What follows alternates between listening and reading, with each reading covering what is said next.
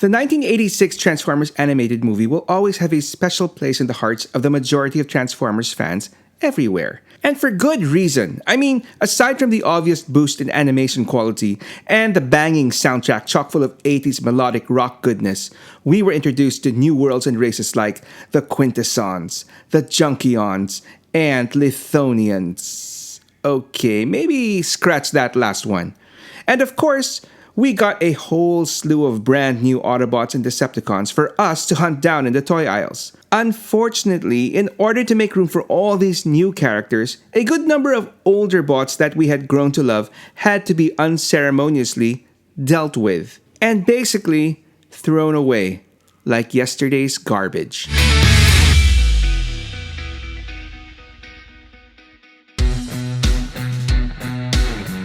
When one thinks of all the Transformers that were killed off in the 1986 animated movie, I'm pretty sure that a lot of the focus usually falls on the heroic Autobots that died. I mean, who isn't still haunted by the images of the military strategist Prowl literally burning up from the inside? Good old medic Ratchet and reliable warhorse Ironhide getting their bodies riddled with blaster fire. And of course, we have Prime, our hero, literally turning gray as his life force slowly fades away. I think that a big reason why there isn't that much grief over the Decepticons we lost is that because we didn't really lose them, did we? I mean, they were still talking as they were thrown off Astro Train.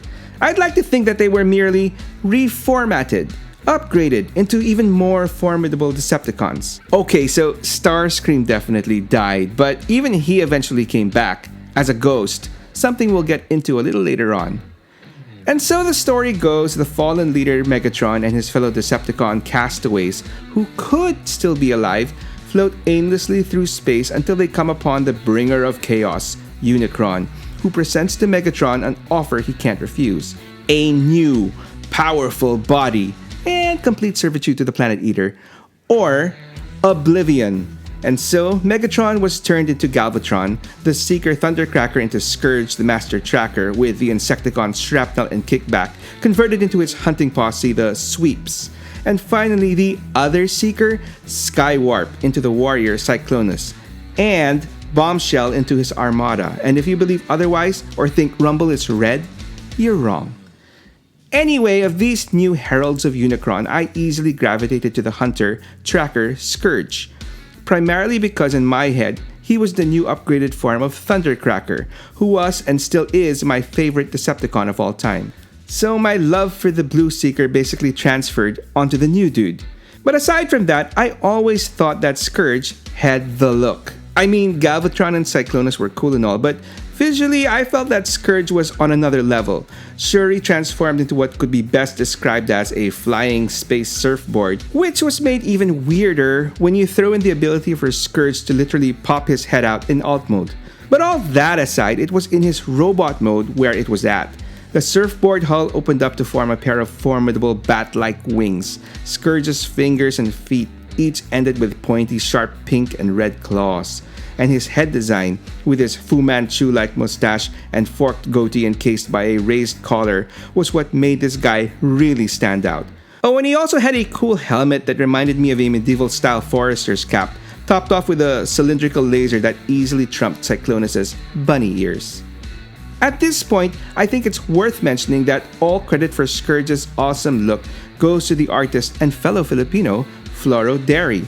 Dery is best known for being the design supervisor of the Generation 1 cartoon. A good number of those classic Transformers animation models that are easily found online are his work. Anyway, Dery is also responsible for the designs of the new Transformers introduced in the movie, which unlike his earlier cartoon ones, which were based on actual existing toys, were created before any toys were made. So I guess you could say that Dery had more free reign to come up with even more visually organic looking designs. Interestingly, Dery's original inspiration for Scourge came about from another older concept of his, of an egg that transformed into a dragon, which would explain Scourge's previously mentioned design elements of large wings, claws, and even possibly his unique facial hair, which can be found in many Asian dragon designs. Dery also had an explanation behind Scourge's head pop-up ability in alt mode, which was included to mimic old-school fighter planes wherein the pilot's head is left exposed. Anyway, all in all, this made Scourge look extra sinister and creepy in my book, reminding me of a sorta robotic vampire. So, in the movie, Scourge's greatest claim to fame was leading his sweeps in the destruction of Ultra Magnus as he desperately tried to unleash the power of the Matrix on the planet Junkion. Unfortunately for the city commander, the Matrix just couldn't deal with him, and so he was left exposed to be basically blasted apart by Scourge and his sweeps. Actually, the original death scene was meant to be even more graphic, with Scourge and company basically ripping Ultra Magnus apart in midair with energy beams. It's actually still shown in the original movie comic adaptation, and which would explain why Magnus parts are scattered all over the place after the Decepticons depart with the Matrix. After the movie though, Scourge was pretty much lost in the shuffle in the third season of the cartoon. I even had trouble distinguishing him from his own sweeps, who pretty much looked identical to each other. But there were two key episodes that heavily featured Scourge. The first would be The Burden Hardest to Bear, when he manages to take the Matrix for himself. Yup, you heard right, the Autobot Matrix of Leadership. Basically, during a skirmish with the Stunticons Dead End and Wild Rider, Rodimus Prime accidentally loses the Matrix, and the two Stunticons bring their prize back to Galvatron, who initially installs the Matrix in his own chest. But instead of supercharging the Decepticon leader, Galvatron's act accidentally releases a host of Prime spirits. Hey, I know that guy. Sorry, spirits that haunt him and urge him to return the Matrix to the Autobots. Anyway, this is enough for Galvatron to command Scourge to get rid of the Matrix, which of course, he doesn't do, and instead takes the Matrix for himself. And for some reason, unlike Galvatron, the Matrix does supercharge Scourge, and it also deforms him and causes him to grow boils all over his body. Oh well, at least he gets strong enough to kick both Cyclonus and Galvatron's butts. In the end, Rodimus manages to take the Matrix, reverting Scourge back to his regular form, just in time for a really pissed off Galvatron to take him out. Fortunately, Scourge doesn't die and continues to appear by Galvatron's side, and all is good. Until the episode Ghost in the Machine, when Scourge gets possessed by the ghost of Starscream, who uses him in his grand scheme to return to the land of the living. Together, the Starscream-possessed Scourge, let's call him Scourge Scream, travels to the orbiting head of Unicron and reactivates him. Once revived, Scourge Scream strikes up a deal with Unicron. For a new body, Unicron sends Scourge Scream on a scavenger hunt of sorts. First, to take the eyes of Metroplex. Second, to take Trypticon, or more specifically his transformation cog. And third, to attach his floating head onto the surface of Cybertron. I'm pretty sure you know where this is all heading, right? Well, Scourge figures it out and skedaddles. He goes off to warn Galvatron and the Autobots of Unicron's plan to turn Cybertron into his new body. And together, they are able to thwart Unicron by blasting his head off into space. Oh, and as for Starscream, he did manage to get his new body, just in time to get caught up in the explosion and get blasted off into space as well, wherein he helplessly flew right into the path of a very pissed off Galvatron. So at the end of the day, I guess you could say that Scourge managed to save the universe from Unicron, didn't he? Not bad for a former herald. In any case, before we go any further into this story, I would like to herald the coming of my obligatory call to action for helping my channel grow by liking, commenting, subbing, and liking this video. Yeah, apparently simply liking this video will help me out big time. But regardless of whichever way you choose, any form of support from you, my awesome viewers, will be very much appreciated, so thank you. And now back to the story.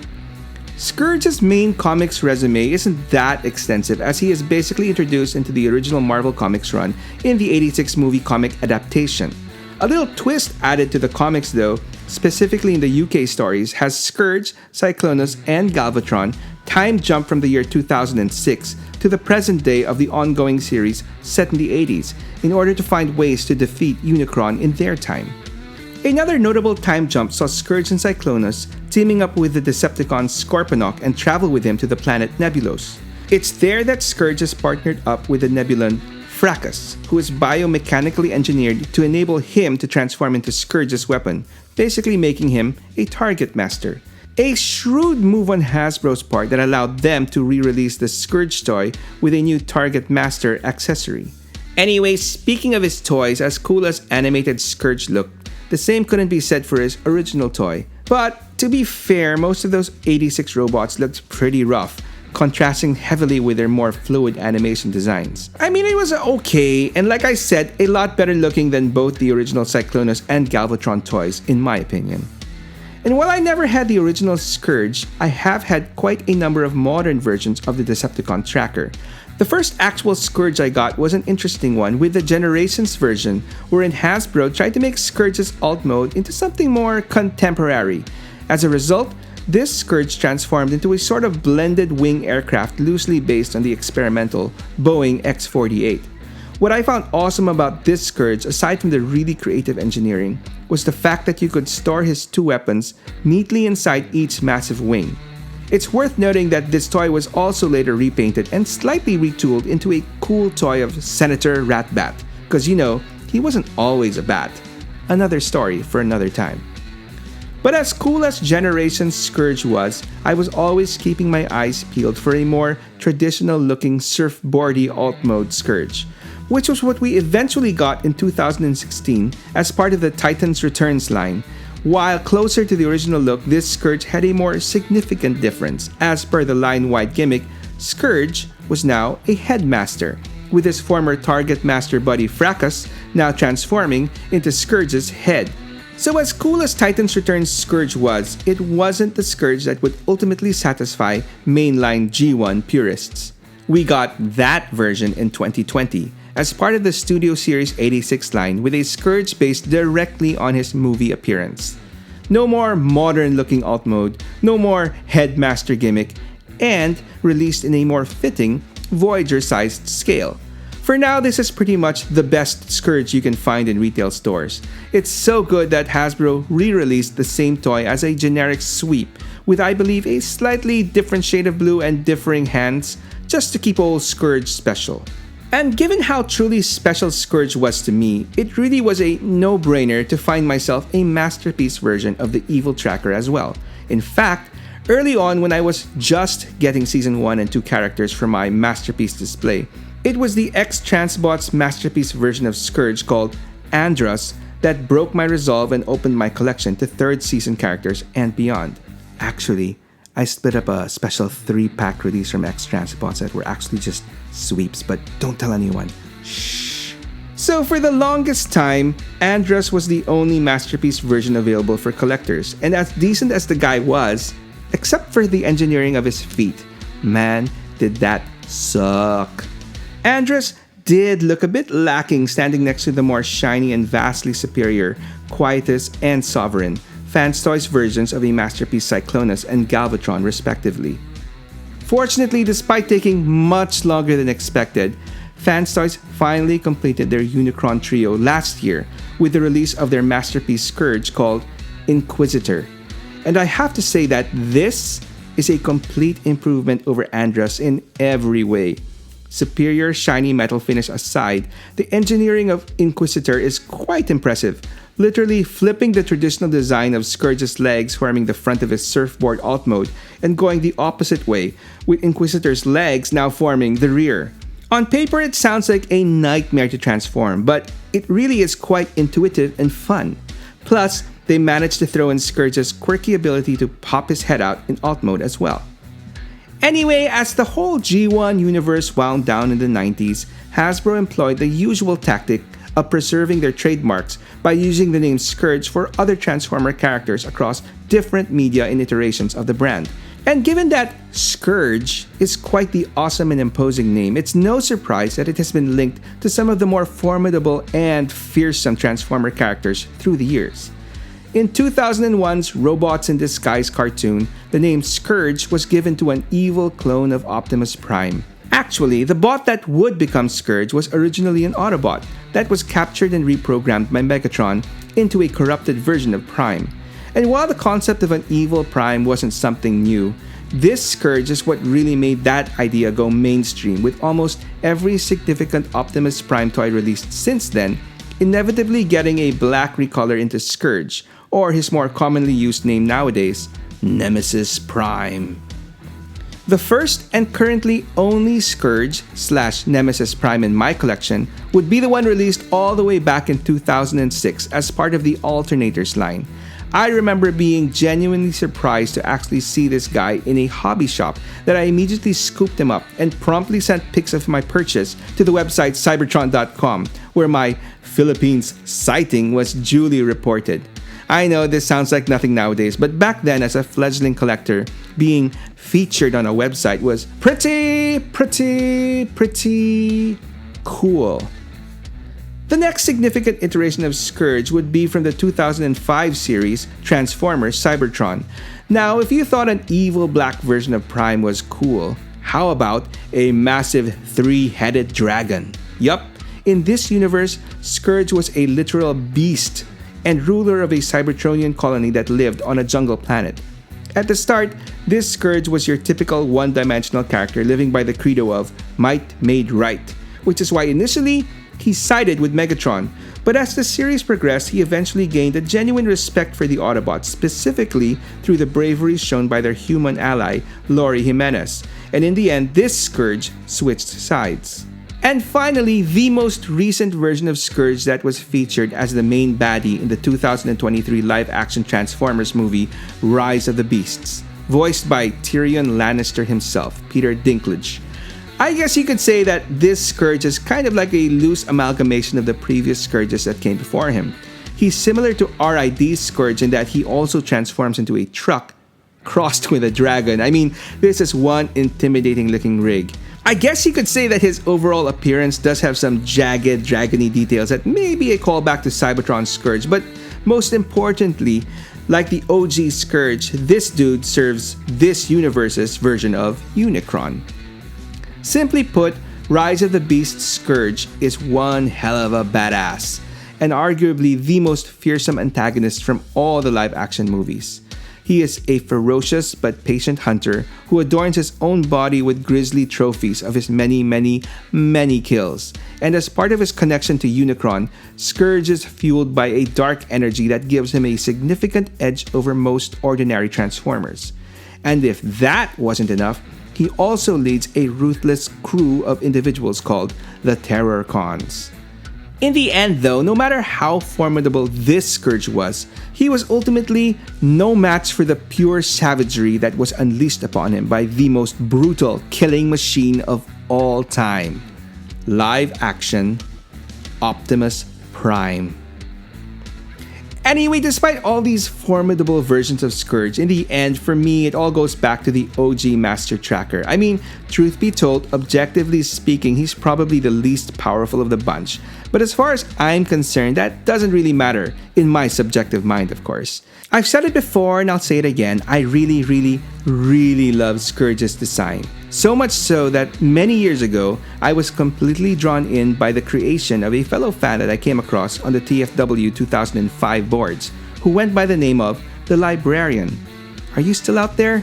Anyway, The Librarian created his own character called Nemesis. He was meant to be a new herald of Unicron and leader of a new faction called the High Hunt, who were basically different versions or perversions of the Scourge design. I loved his concept so much that I offered to recreate his characters in 3D, which I was really into at the time, and to which he agreed. So while this may sort of be going a little off tangent, I'd like to share the backstory that he came up with and the renders that I created. So the High Hunt were basically more Transformers created by Unicron after Galvatron and company left to become full-fledged Decepticons. Yeah, so in some alternate reality, Unicron survived. Anyway, like I said, these Unicronians, as they were called, formed the High Hunt, sort of like an amped-up version of Scourge in his sweeps. And they were led by this mysterious nemesis, the Shadow of Chaos, the primary herald, the light that brings darkness. God, I love that description. Anyway, the Librarian came up with 7 unique High Hunt members, namely the spiky/electrifying Macabre, the extra clawful Strife, the studded, masked, and mysterious Torment, the heavy artillery duo of Toil and Malice, the decomposing Rot, and Discord, expert of voice, video, and text communication, and quite popular with the online gaming community. And after that, I couldn't help but add 3 more of my own with Rage. What's better than claws? Longer, fiery claws. Turmoil, the really, really, really, really angry Scourge bursting with turmoil from within. And Carnage, Sans Symbiote, aka Slasher Scourge. So yeah, I'm sure you'd agree that altogether they make quite the imposing force. And speaking of imposing forces, I don't think you really have to look any further than the imposing leader of the Dinobots, Grimlock. I've got his story here. Or if you want other Transformers stories, you can check out this playlist over here. Either way, thanks for watching, and I hope you come back for more.